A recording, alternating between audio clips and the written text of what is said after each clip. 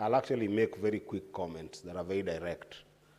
Mr. Speaker, what we have seen in our police cells is disheartening, dehumanizing, and most importantly, still the dignity of a system of justice that starts with police cells or police custody overly, Mr. Speaker, because the mantra is always that anybody who gets to these police cells, if, for instance, you have not been taken to court, Mr. Speaker, you are innocent until proven guilty, Mr. Speaker. And we have seen people who end up enduring some dehumanizing acts in the hands of police or police custody, Mr. Speaker, to the extent that even if they have not been taken to court, Mr. Speaker, they have been dehumanized. And Mr. Speaker, this is not just in the extent of sometimes killing or brutal killing in the hands of the police, but also sometimes it's also in terms of just being mishandled by inmates in those police cells, Mr. Speaker. So this is one of those motions, Mr. Speaker, that I would say straightforward that it is timely, it is something that is needed. In fact, we are behind, Mr. Speaker, if you compare with some advanced countries that have made strides in terms of how police cells are handled, Mr. Speaker, or generally police institutions are handled, Mr. Speaker. We need this as urgent as possible, Mr. Speaker. But, Mr. Speaker, I wanted to put this in the context of what I would call human progress and humanity discourse, Mr. Speaker, what our Constitution chooses to call human rights, Mr. Speaker. I think, Mr. Speaker, there is no freedom when freedom is limited to a country like Kenya, and you have these wonderful laws that we're putting in place. We are thinking about revamping our police cells. We are thinking about accountability by our police systems. We are thinking about responsibility by those who handle people who find themselves in police cells or any authority, Mr. Speaker, when any of us can imagine that this can only happen in Kenya, and when you're without Kenya, you should not be able to enjoy those rights, Mr. Speaker. Mr. Speaker, I have seen people argue today on the context of the comments that were made by a member of this House in what's happening in the region, and sometimes it's very easy, Mr. Speaker, to say that what does not concern us is what affects our neighbors next door, Mr. Speaker. I want to tell you, Mr. Speaker, that I know of people, and I'm willing to table that report, Mr. Speaker. I know of Kenyans who have suffered in the hands of police in our neighboring countries. That's one. I also know of Kenyans who have been killed and maimed in the hands of police institutions in the region, Mr. Speaker. And when you talk about the concept of a sub-regional or regional cooperation that we think about in the East African region, Mr. Speaker, it is not an issue of a laughing matter, Mr. Speaker. Like what a member of this House went and saying that what is happening in Uganda does not concern us, and what is happening in Tanzania does not concern us, or even the region generally, Mr. Speaker. The truth is, Mr. Speaker, before 1977, Mr. Speaker, this region had desired to have an integrated system that can be able to allow for fulfillment of human dignity. And those dignities, Mr. Speaker, were not only limited to economic merit of individuals. If you read what the corporation that established the treaty that collapsed in 1977, Mr. Speaker, that corporation desired to look at economic merit, political merit, and social merit of our people in the region, Mr. Speaker. So it is in bad faith, Mr. Speaker, if a member of this House can go out there and say that if there is torture in our neighborhoods of individuals who are civil society, Mr. Speaker, or otherwise, any members of our society who have been caught in Tanzania or in Uganda, if there is any torture, then that torture is okay because we are not sub judice to any issues that are happening in those regions, Mr. Speaker. It is very disheartening.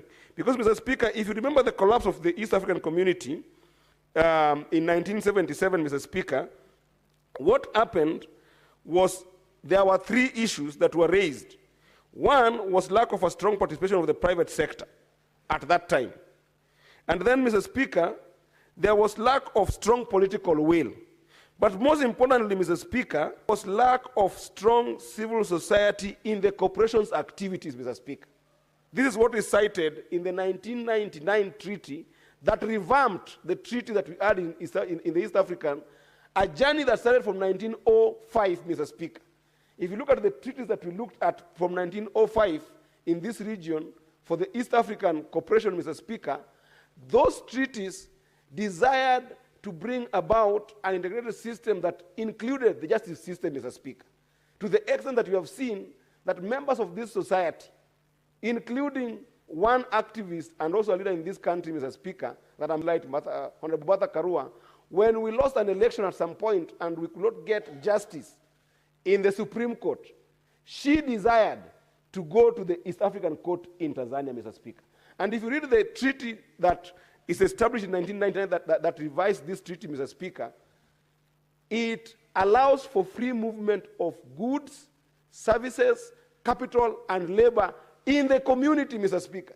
So we are not so separate from Tanzania, we are not so separate from Uganda, so that any injustice in Tanzania, any injustice in Uganda is injustice in Kenya. And any injustice in Kenya is injustice to the people of Uganda and Tanzania, Mr. Speaker. We are not different because we have got a legal entity that guides the three countries, the 1999 treaty, Mr. Speaker.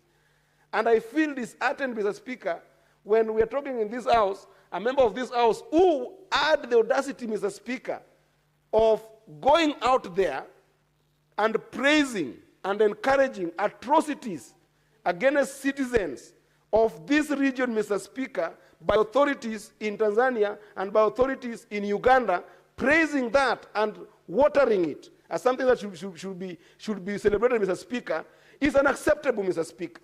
In fact, I want to wish the members of this House the courage, Mr. Speaker, that this should be the first time a member of this House is brought with a substantive motion on the issue of injustice that we have just seen happening in Uganda, Mr. Speaker, and the injustice we saw happening in Tanzania, Mr. Speaker. Mr. Speaker, if a Kenyan has been allowed by Treaty of 1999 to be in Tanzania to do business, and then they are found in a situation where we saw in the elections that have just ended in Tanzania, Mr. Speaker, they are found in a situation whereby there is war, there is fights, there is all these atrocities, and then they die, Mr. Speaker, in Tanzania. Should we celebrate, Mr. Speaker? Must we celebrate something like that, Mr. Speaker? Injustice, the mantra, Mr. Speaker, is always that. The injustice that you face in your country, and you might think that it's made to your country, is an injustice to other countries. Injustice anywhere is an injustice everywhere, Mr. Speaker.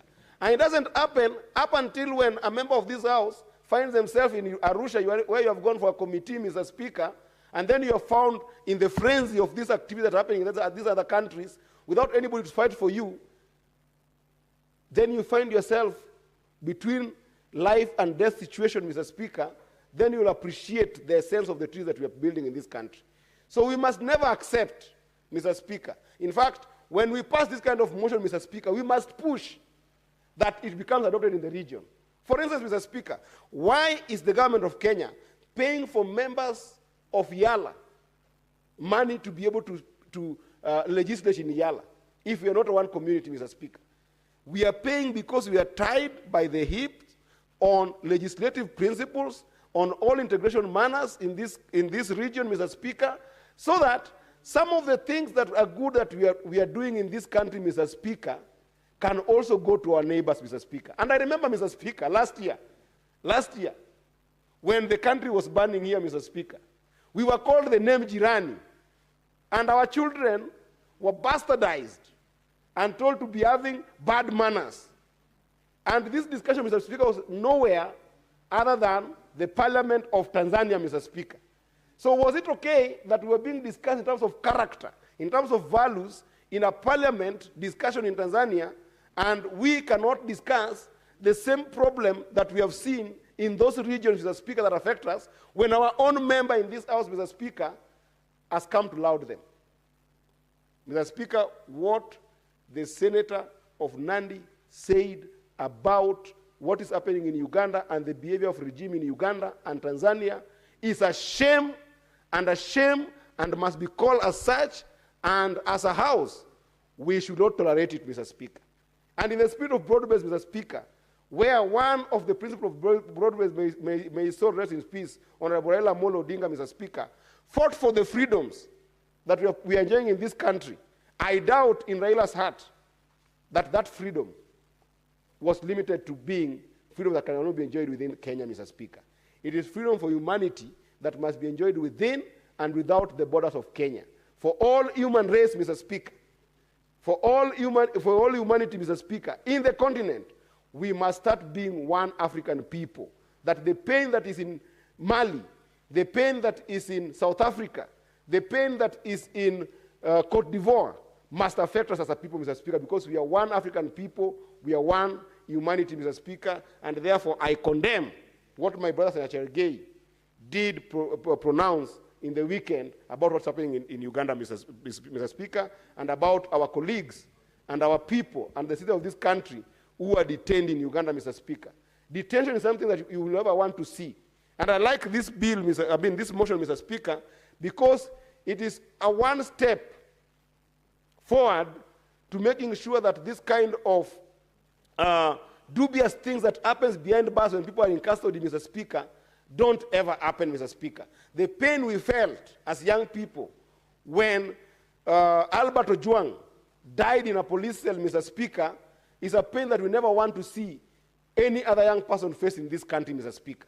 Therefore, this is a very important motion, Mr. Speaker, and I hope that we can support it, and I hope that even our colleagues in the lower house, Mr. Speaker, will support this kind of motion to make sure that we can monitor, we can be able to see what is happening in real time, and even post an event in a police cell, Mr. Speaker, and protect the dignity of lives in our country. And therefore, I support, Mr. Speaker, and I hope that we as a House will pass this with the haste that it requires to make it a reality in our country. I thank you, Mr. Speaker.